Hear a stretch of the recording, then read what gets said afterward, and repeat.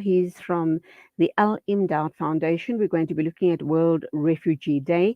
And I do understand that Qari Patel is in transit somewhere, I think, somewhere across the world. He'll tell us exactly where he is. And alhamdulillah, he will be talking to us about this very important initiative. Qari Ziyaad Patel, Assalamu alaikum. Welcome to the program. Wa alaikum salam wa rahmatullahi wa barakatuh. Thank you so much to yourself and the Salam Media team for allowing us this few moments to interact with you on this beautiful morning. Thank you for talking to us whilst in transit. Where exactly are you right now? So right now, I'm in transit in Dubai, about to board the flight for Turkey. We have a humanitarian delegation which is en route to some of the refugee camps, the Syrian refugee camps in Turkey. So Alhamdulillah, the delegation is in high spirits and en route on this very day, World Refugee Day. Alhamdulillah. And so very appropriate that whilst you're on this mission to go and, go and support refugees, the Syrian refugees on the border of Syria and Turkey, and in the camps in Turkey, obviously, we're talking about something that impact on them very directly and on your life as well, and everyone at Al Imdaad, because this is the type of work you're involved in. So let's reflect on this day. What is the importance of this day, and how do ordinary people like myself make a difference? So first and foremost, I think I want to congratulate and acknowledge those institutions which have formally recognized this as World Refugee Day. I think it's very, very, very important. We live in a world where the refugees are on an increase. Many more people in the world are becoming refugees because of injustice, because of so many other diverse reasons. And this is the reality of the world that we're living in today. Refugees are on the increase. Whether you see whether maybe Syrian refugees, Palestinian refugees, North African refugees, refugees from different parts of the world, refugees are increasing day by day. So Alhamdulillah, it's good to see that the world is acknowledging that we do have a refugee crisis. And this is a serious issue and it needs serious intervention. I mean, just 11 years ago, when the Syrian refugee crisis had started, I can still remember vividly, I attended a conference, and in that conference, they said, about 5 years' time, this entire problem will be over and people will be resettled back in their homes, in their hometowns, etc. Sadly, it did not happen. It's been on for 11 years, the Syrian refugee crisis, and there's no end to it. And in fact, daily, the Syrian refugee stats only increase.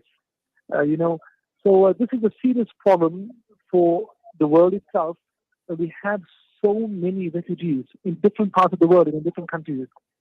So one is, many people would love to put a band-aid on the problem. But we say, look at the root of the problem. Let's go to the wound itself and attend to the wound and fix the wound. If we can stop the cancer before it even starts, then hopefully we will not have that many refugees in the world today. And imagine the life of a refugee. Just 2 weeks ago, I was in Jordan and we were interacting with some of the Syrian refugees staying in the desert in the hot, harsh, arid conditions of the Jordanian desert. And, talking to them, interacting with them, they live in limbo. They literally live in limbo. There's no going forward and there's no going backward. There's no progressing and there's no going back into the hometowns. So there's no progress, no going back to the lives before. So you live a life in limbo. And I can ask, imagine our lives, just 1 hour limbo, just 1 hour in limbo, and how we feel. Just an hour in limbo. Here, these people's lives are indefinitely in limbo. It's a serious, serious, serious situation. And Alhamdulillah, I want to congratulate and commend the Al Imdaad Foundation. I'm really speaking, yes, I'm a trustee of the organization, and I don't want to be biased towards the Al Imdaad Foundation, but I will call a fact, and I'll call a spade, that the Al Imdaad Foundation has left no stone unturned when it comes to the welfare of refugees in different parts of the world. And for this, I say Allah Azza wa Jal bless the donors, the well-wishers, the staff, the volunteers of the Al Imdaad Foundation, and the vision of the leadership of this organization, wherein we have really taken the affairs of refugees to heart And, it's so important. It's so important to make sure that, the welfare of refugees are being adhered to and seen to. Alhamdulillah, Qari Ziyaad Patel from Imdaad. When we look at the issue around refugees, we know that the reasons why we have the situation globally, and it's a global trend. There's migration happening all around the world. There are economic refugees, then there's obviously refugees due to the direct result of conflicts, of wars, and also genocide and ethnic cleansing, etc.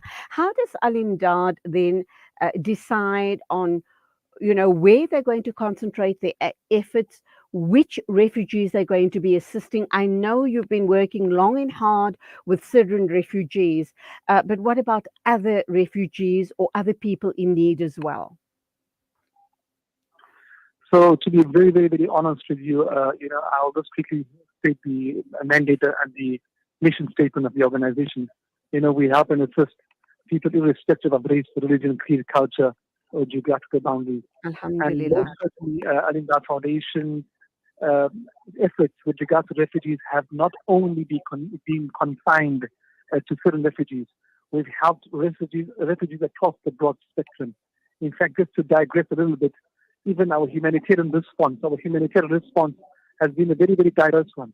We've been assisting people from different backgrounds, different religious divides, different racial divides, etc. So it's not only confined to Syrian refugees, and we don't only intend to keep it confined to Syrian and Palestinian refugees. In fact, myself personally, some 10 years ago as well, I worked in the Shusha refugee camp on the border of Tunisia and Libya. And at that time, we were looking after not Libyan refugees, but these were refugees from different parts of the world, migrants who were working in Libya, and because of the war, they needed to leave. They needed to escape, and we were seeing to their needs in the Shusha refugee camp. So this is the reality of how Al Imdaad Foundation is working on the ground and assisting and helping people from different religious divides, different racial divides, different backgrounds, etc. Alhamdulillah. Before we wrap up on this interview, what ought the ordinary person be reflecting on today being World Refugee Day? How can we make a difference, inshallah? So I think for us, world refugee, for every one of us, all right, every one of us need to reflect. We need to reflect. The mere fact that we are not refugees, firstly, we should make shukr for that. We really need to express our gratitude and gratefulness that we don't find ourselves to be refugees. Alhamdulillah, we have somewhat a normal life, although there are challenges in life, but we are so better off than so many other people. Secondly, never ever forget the plight and the pain of another human being, irrespective of who the human being may be. Whatever religious background he's from, irrespective of race, religion, creed, culture, or geographical boundary, let us never forget the pain and plight of any human being. And that is what our Rasul Nabi Muhammad sallallahu alaihi wasallam has actually taught us. And this is the teachings of Islam. وَمَا أَرْسَلْنَاكَ إِلَّا رَحْمَةً لِلْعَالَمِينَ. The Prophet Muhammad sallallahu alaihi wasallam, he's come as a mercy unto mankind, all of mankind. So very important. Number one is gratefulness and shukr that we are not refugees. Number two, always reflect upon the pain and the plight of refugees across the globe. And number three, very, very, very, very important.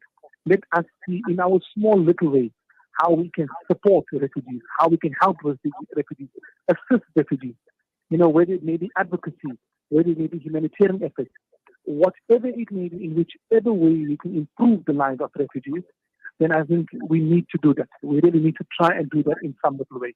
But once again, thumbs up to the various institutions. I think it was the UN, if I'm not mistaken, who actually have taken the bold step to identify this day as the World Refugee Day. And I'm very, very, very happy for that, because why? It has at least brought upon some spotlight. They've highlighted the welfare of refugees. Very, very, very, very good initiative just to bring about awareness of refugees in the world today. And a simple question is, 10 years ago, were there no refugees in the world 10 years ago, or are there more refugees in the world today? And I think every one of us know it's a rhetorical question, and the answer is very, very, very, very current. There are much more refugees in the world today. It's sad because we're in a modern world where there's so many technological advances, there are so many more humanitarian laws, so many more different laws, human rights laws, etc. But sadly, we as a human populace, we still seem to be not progressing, but regressing. And this is the Absolutely. reality of what we are seeing right now. Qari Ziyaad Patel, Al Imdaad Foundation, shukran for your thoughts on World Refugee Day. May Allah be with you and everyone at Al Imdaad Foundation for the amazing work you guys undertake. And of course, keep us all in your du'as. Go well, and salaam alaikum to you. Now, Wa'alaikum salam wa rahmatullah. each year on June the 20th, the world celebrates World Refugee Day. This year, the focus is on the right to seek safety. Every person on this planet has a right to seek safety, whoever they are, wherever they come from, and whenever they are forced to flee. Everyone has the right to seek safety.